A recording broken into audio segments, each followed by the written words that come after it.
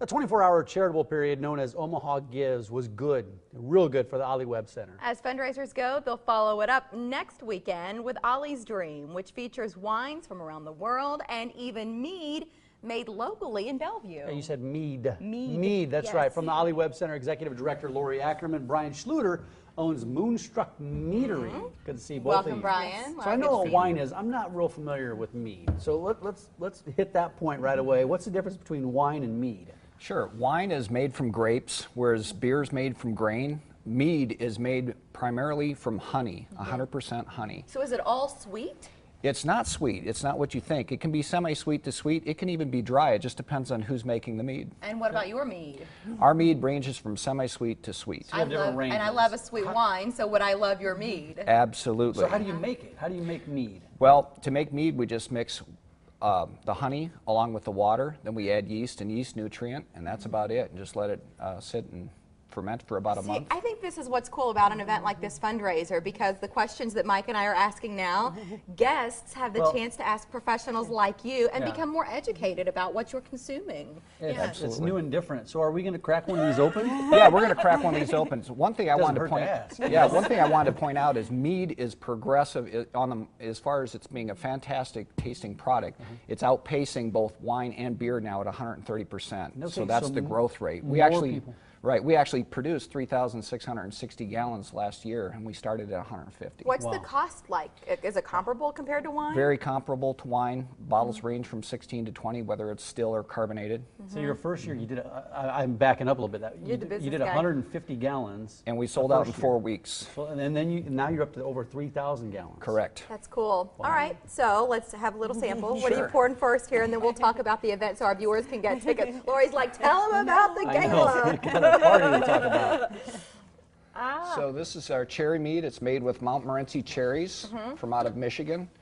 It's made with 100% Nebraska honey that comes from up in Clarkston, Nebraska. And is it similar in terms of tasting? What sorts of recommendations can you share with us here? I would serve this chilled at about 47 degrees Fahrenheit. Do we swirl? Do we sniff? Just embellish it. Just take it all in. The aromas, exactly. Take in the aromas, take in the scent, and then the actual taste and the flavor. It's a lot of complexity. This is a fantastic drink. Brian, well done. Thank you very much. I love this. Appreciate it. Yum. Oh, it is good. Great deck. It's different. It's not like drinking wine. To sip on this on the deck with some cheese and crackers after a long week, Friday night. I love this. Yes. Okay, Lori, so this is an event. This is very important to the Ollie Webb Center. Talk about this event. Let's break this down a little bit. It is. It's our 9th annual Ollie's Dream Gala, and we're very excited. It's been a wine tasting gala the entire time, and we're very pleased to have the opportunity to introduce the mead at our event this year, so that's going to be something new and exciting for our guests.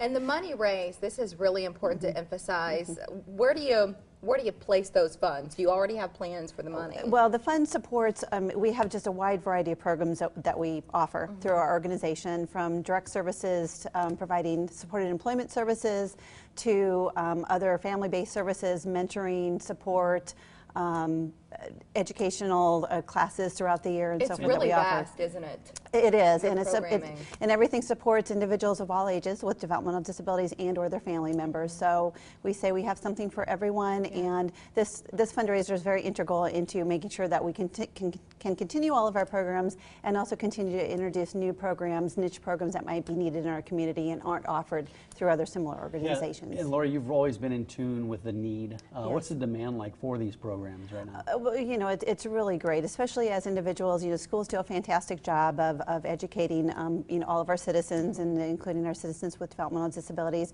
But especially once they reach adulthood, we want to make sure that those linkages are still there and the supports that they need, and especially that they don't lose that that social connectedness with one another.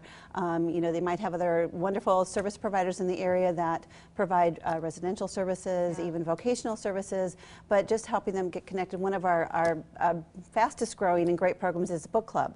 and that's offered throughout the community in natural settings where you would normally typically see book clubs, places like Panera Bread and coffee shops and so on.